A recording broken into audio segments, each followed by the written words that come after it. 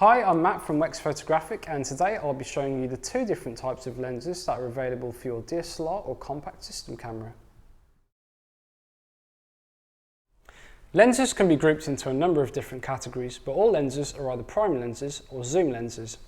Prime lenses offer one focal length, such as 35mm or 50mm, while zoom lenses offer a range of focal lengths between 2 points, such as 70 to 200mm. Of the two, zoom lenses appear as the more flexible option, and they're certainly the more popular one for day-to-day shooting. Depending on the focal range you've got, you can use them for landscapes, portraits, and even wildlife, and this is convenient as it means you don't have to keep changing the lenses as you move from one subject to the next. The lenses that come with most DSLRs as standard are a good example of zoom lenses. They offer a focal range that should cover most subjects, and they're conveniently light and portable. This makes them great for people just starting out in photography. Zoom lenses vary in price for a number of reasons, but generally speaking, the wider the maximum aperture, the higher the cost. Lenses with one single aperture throughout the focal range will generally be priced a little bit higher than those with two, where there's a different maximum aperture at the wide-angle end to the telephoto end.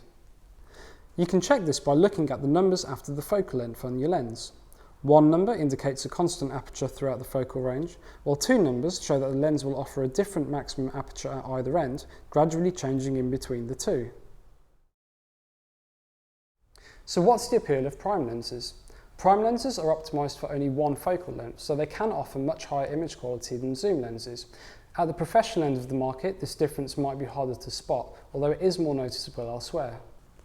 That's not to say that prime lenses can't show weaknesses in certain situations, but they're far less likely to be as problematic as they don't attempt to offer so much in one package. Prime lenses tend to have a more straightforward internal construction than zoom lenses, and they're often smaller and lighter too. They also tend to offer a wider maximum aperture than zoom lenses that offer a similar focal length, so they're great for use in low light or when you want to achieve a particularly shallow depth of field. Obviously, you lose the benefits of being able to zoom between different focal lengths, but for photographers who specialise in only one genre, this trade-off is usually worth the benefits in image quality.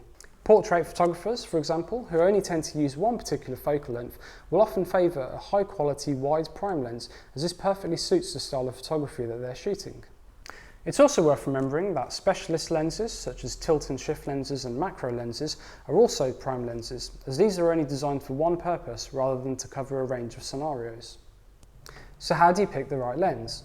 Start by thinking about what kind of subjects you want to capture and what focal lengths would be appropriate for them.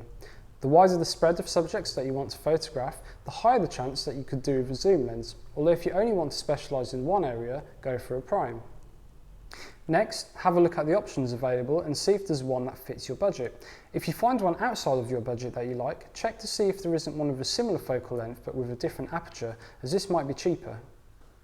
Finally, don't forget third-party options from the likes of Sigma, Tamron, Tokina and Samyang. These companies produce great value alternatives to some of the more common options, and you might find some unique lenses here too. For more tips and advice, why not visit us on Twitter, Facebook or Google+, or check out our blog at wexphotographic.com/blog.